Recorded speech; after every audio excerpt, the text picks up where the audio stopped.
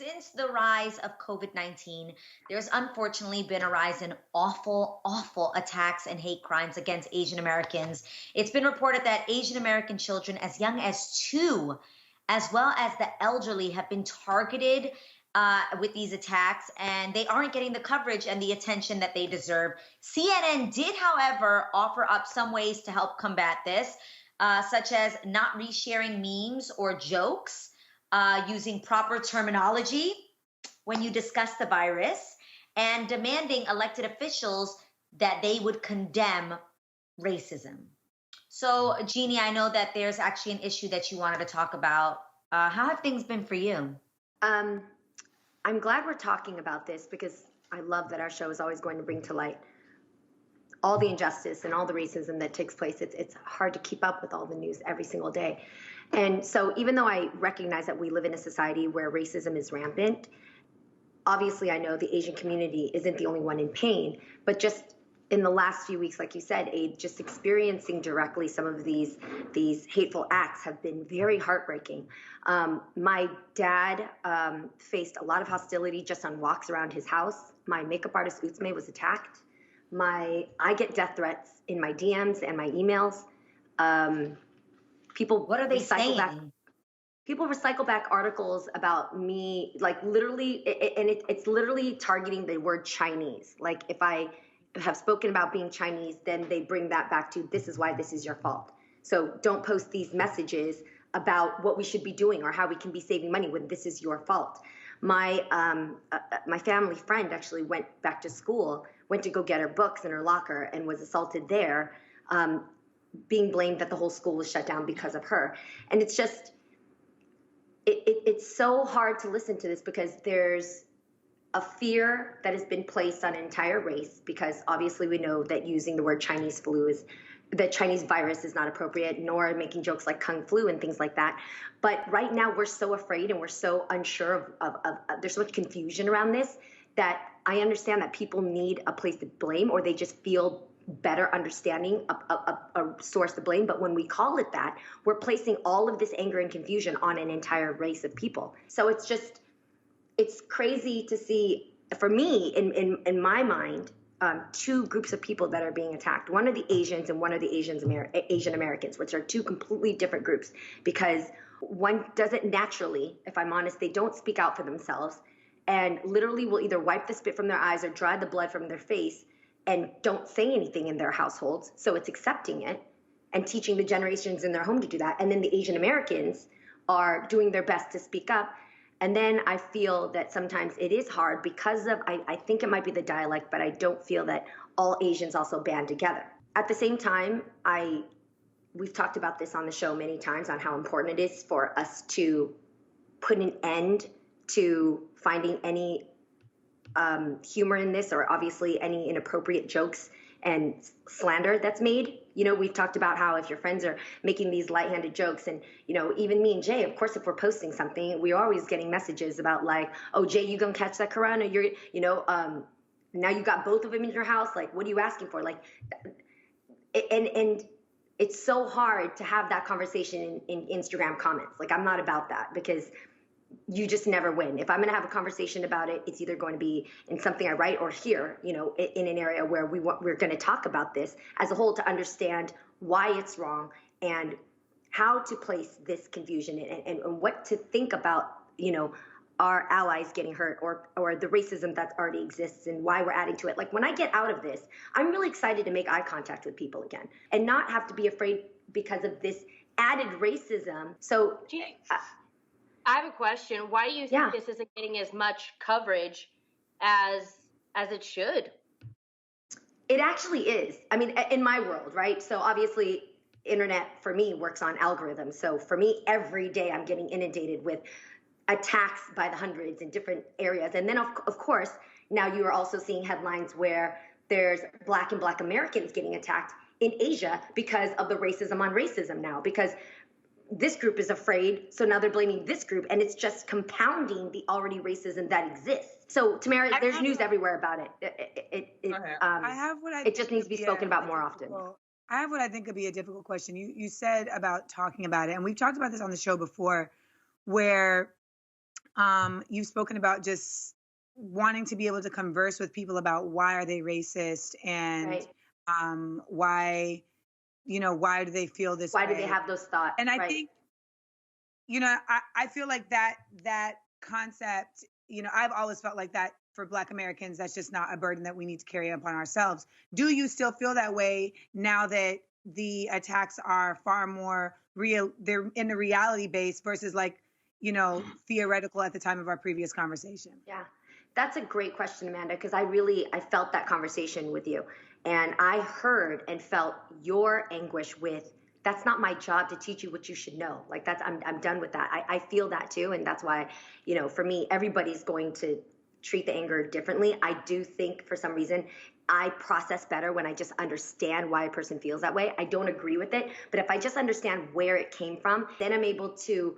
just connect with the person or the idea on a direct level, because if you just don't like a person because of their color of skin, we all know what that is already. That's not even in my level to talk about. Well, for me, this whole thing, this is two different things. Number one, we have the whole situation with how COVID was introduced to us and to the nation. And there were some of our leaders who said, hey, it's the Chinese virus and things like that. So fear makes people point the finger. But then there's an underlying issue that we don't tend to discuss, which is, I believe, a miscommunication or misconceptions between the Asian communities and Black and brown communities, and even to majority, because Asians tend to be in our communities, but then they're segregated back to their neighborhoods. So we only see a lot of Asians when we go to beauty supplies or to the nail shops, but we don't have a community. And so I think until we really seriously sit down and have community events, remember we used to have block parties in New York, and we used to have community events in Detroit where everybody in the community would come together so we could get to know each other and get to understand each other's culture.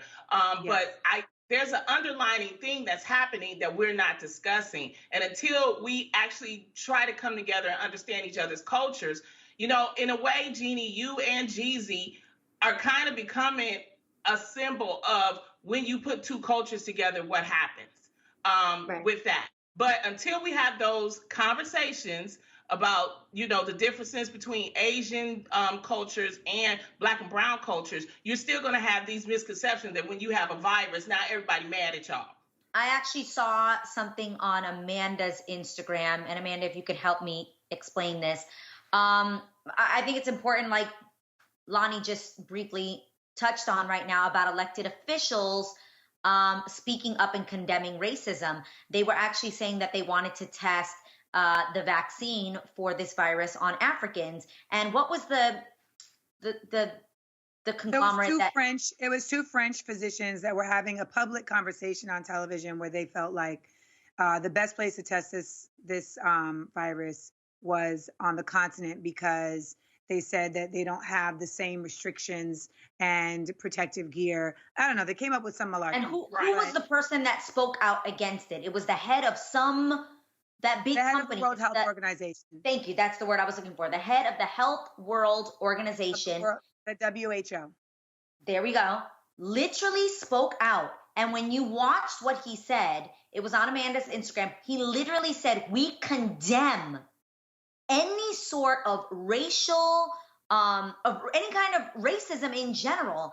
And if you guys can speak on this, Jeannie, if you want to tap on this, would it make you feel better if we had elected officials speaking out and saying, yo, this is wrong, do not do this? I need to tap on that. And I'm going to tell you why I need to tap on that. We live in a nation that still has not formally apologized for slavery.